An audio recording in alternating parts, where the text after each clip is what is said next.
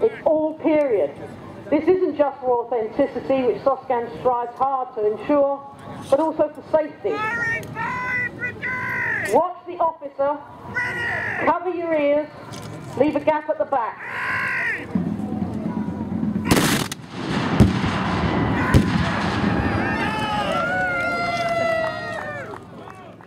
Grab jackets to try and look smart in front of the ladies, and everybody would stop.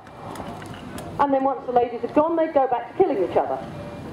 It was a somewhat odd of Napoleonic tactics, Victorian gentlemanly behaviour, and modern warfare machine.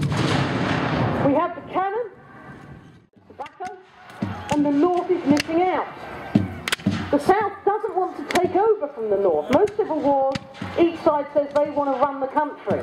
The American Civil War was completely different in this sense, because for the first time the opposing group, if you like, in this case the Confederates, who had seceded from the Union, were saying, we just don't want anything more to do with you. You stay on your side, we'll stay on our side, and everybody will be fine. That's all they wanted. They were going to descend on Washington, the idea to get Lincoln to back off and guarantee their privacy and their independence. But it's secession thereafter, not overtaking. Okay, Confederate forces are coming in. On the far side, very colourful characters you can see are the Louisiana Tigers. This is a Zouave regiment, French-based uniform design, hence the colours. And they had a bit of a reputation. If they felt their officers weren't any good, then they'd shoot them. They also carried a very large bowie knife, and they were known as terrors for that. Once the guns are no longer of use, very commonly, as with previous wars, the guns would be inverted and used as a club. These guys would just grab out the bowie knife and hit with that. You notice a gentleman on the field in a white jacket, throw your government, and Lincoln, who said, not on my watch. No way is America being divided. You have to remember that up until the Civil War, America wasn't the United States.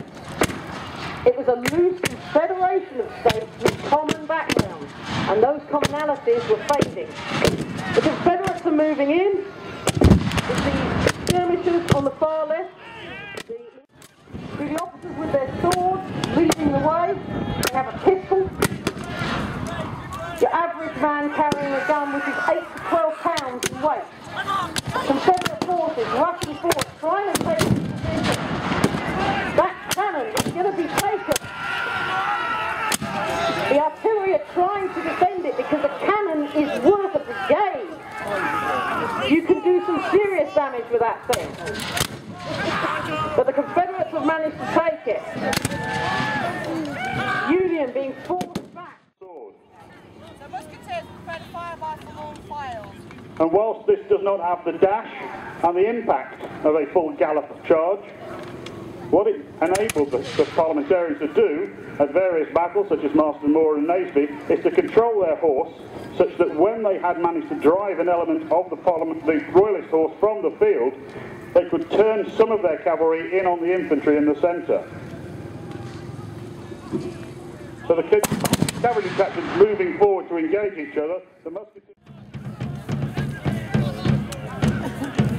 Although the pike is designed to actually combat horses, it was used in the assault against infantry. The pike's dropping there as they go in. At this point, the pikemen will be aiming at the face of their target.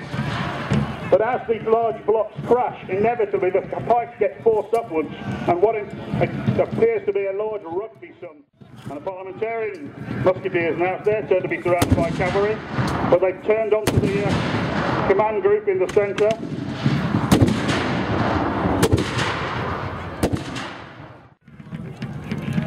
By 1648, the new model army had become probably the most competent army in Europe.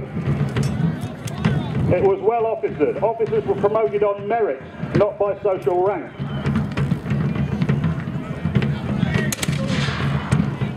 Members of Parliament, who had previously been commanders in various armies, were refused the permission to join the army, the only exception being Cromwell himself.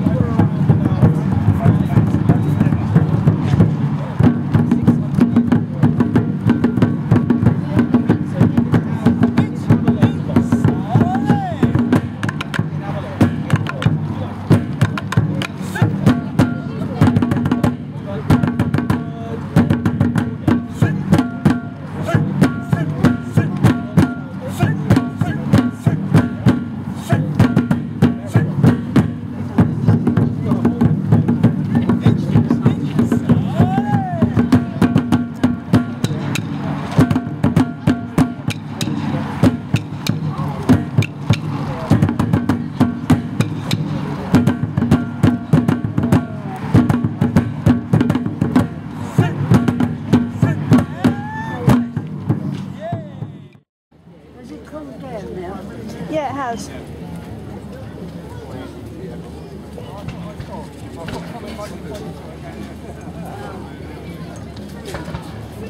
He's the biggest one inside.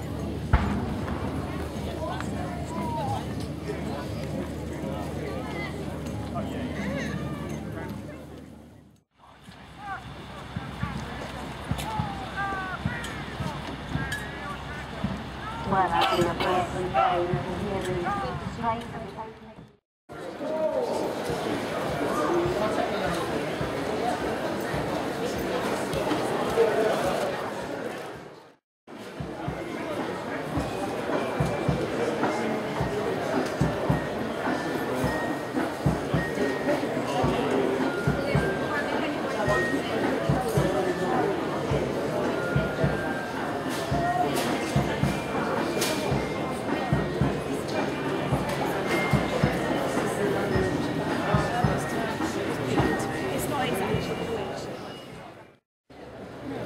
Just figurines themselves. I can't see it.